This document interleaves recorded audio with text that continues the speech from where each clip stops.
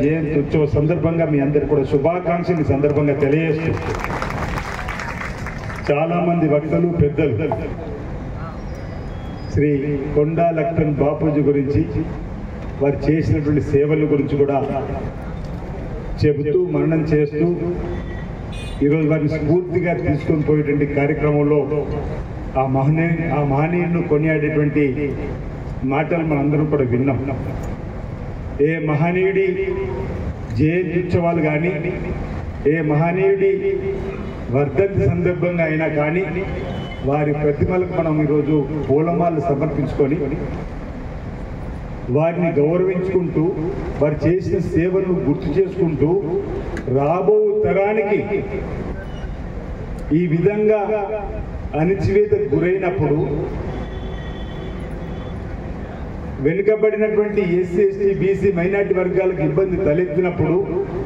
ప్రశ్నించే గొంతుగా ఉండుమని చెప్పడానికి ఈరోజు ఇలాంటి కార్యక్రమాలలో మన మానీయుల పూలమాలు వేసుకొని చేసుకున్నటువంటి కార్యక్రమాలు నిన్నటి రోజు చాకలి ఐలమ్మకు సంబంధించిన వీర వనితకు మనం ఈరోజు బాబు జగజీవనరావు కానీ అంబేద్కర్ గారు కానీ మహాత్మా గాంధీ గారు కానీ ఇలా చెప్తూ పోతుంటే అనేక మంది జవహర్లాల్ నెహ్రూ కానీ ఇందిరాగాంధీ గారు కానీ అల్లూరి సీతారామరాజు కానీ సుభాష్ చంద్రబోస్ కానీ మనం అనేక మహనీయులకు సంబంధించినటువంటి అంశాలు వారి జయంతి వచ్చినప్పుడు మనం అందులో పాల్గొనడం వారు చేసినటువంటి సేవలను మనం గుర్తు చేసుకొని మననం చేసుకొని వారిని స్ఫూర్తిగా తీసుకొని ముందుకు పోయేటువంటి జీవితం ప్రజా జీవితంలో మేము కానీ ప్రజా సంఘాలు ఉన్నటువంటి వాళ్ళు కానీ మననం చేసుకొని ముందుకు పోతున్న తరుణం గురించి చరిత్ర చూసినప్పుడు అతను 3 సంవత్సరాల వయసులోనే తల్లిని కోల్పోయి తల్లి మమకారం లేకున్నప్పుడు కూడా తల్లి ప్రేమను చిన్నప్పుడు చూడలేని యాలడ పాలన లేని సందర్భంలో కూడా చిన్న వయసులోనే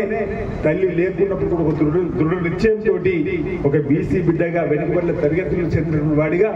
ఆసిఫాబాద్ లో బాల్యంలో చదువు హైదరాబాద్ లో ఉన్నత విద్యను చదివి లాంచ్ చేసినటువంటి సందర్భంలో ఈరోజు ఆయన చరిత్రను చూస్తుంటే గట్టివాడు చిన్నప్పుడే తల్లిని కోల్పోయిన మనోనిబ్బరంతో ఉన్నతంగా ఎదగటానికి కోసం చేసిన ప్రయత్నాన్ని మనం బాల్యంలో ఉన్నటువంటి సందర్భంగా చూడవచ్చు. ఆయన చదువుతున్నటువంటి సందర్భంలోనే ఈరోజు ఆయన మనం ఒక ఉద్యమంలో పాల్గొనే అవకాశం మన జీవితంలో ఒక ఉద్యమం 2 ఉద్యమాలు పాల్గొనే అవకాశం రావచ్చు. కానీ ఆచార్య కొండా లక్ష్మణ్ బాపూజీ గారికి అనేక ఉద్యమంలో పాల్గొనే అవకాశం ఈరోజు ఆయన వచ్చినటువంటి అవకాశాన్ని మహాత్మా గాంధీ గారు ఇచ్చినటువంటి స్వాతంత్ర ఉద్యమం పిలుపులో కిట్ ఇండియా ఉద్యమంలో పాల్గొన్నాడు, సత్యాగ్రహ ఉద్యమంలో పాల్గొన్నాడు, వందే మాతరం ఉద్యమంలో పాల్గొన్నాడు. ఆనాడు స్వాతంత్ర ఉద్యమంలో పాల్గొని స్వాతంత్రం తీసుకురావడం కోసం కృషి తెలిపినటువంటి మహానతిగా కాకుండా మన దేశానికి స్వాతంత్రం వచ్చింది హైదరాబాద్ స్వాతంత్రం రానప్పుడు నిజాం పరిపాలన ఉన్నప్పుడు నిజాంలకు వ్యతిరేకంగా పోరాటం చేసి 2వ ఉద్యమంలో వారు పాల్గొని నిజాం ఉద్యమంలో పాల్గొన్న వాళ్ళు జైల్లో ఉంటే వారు కూడా మొదటి ఉద్యమంలో జైల్లో ఉన్నట్టు ఇంతకుముందు మిత్రుడు చెప్పినట్టు వారు నిజాం ప్రభుత్వం వ్యతిరేకంగా ఉద్యమాలు చేస్తే ఎవరైతే జైలు పోతే వారి పక్షాన వకాలతో పుచ్చుకొని వారికి న్యాయ సేవలు అందించినటువంటి లాయర్గా కూడా ఈరోజు మనం చూస్తా ఉన్నాం. స్వాతంత్ర ఉద్యమం నిజాం ప్రభుత్వానికి వ్యతిరేకంగా ఉద్యమం ఆ తదుపరి 69లో తెలంగాణ ఉద్యమంలో పాల్గొని ఇటీవల 2014లో కూడా ఉద్యమం అంటే 4 ఉద్యమాలలో పాల్గొన్నటువంటి మహానేత 97 సంవత్సరాల వయసులో మరణించినటువంటి ఆ మహనీయుని ఈరోజు మనం జ్ఞాపకం చేసుకోవడం గుర్తు చేసుకోవడం వారిని స్ఫూర్తి తీసుకొని ముందుకు పోవడానికి కోసం ఎస్సీ ఎస్టీ బీసీ మైనార్టీల ఐక్యత కోసం ఈరోజు ఆ వర్గాలను అభివృద్ధి పద్ధతిలో తీసుకొని పోవడం చెప్పని చేసినటువంటి వారి పోరాటాన్ని వారి జలదృష్టి వారి ఇంటిని కూడా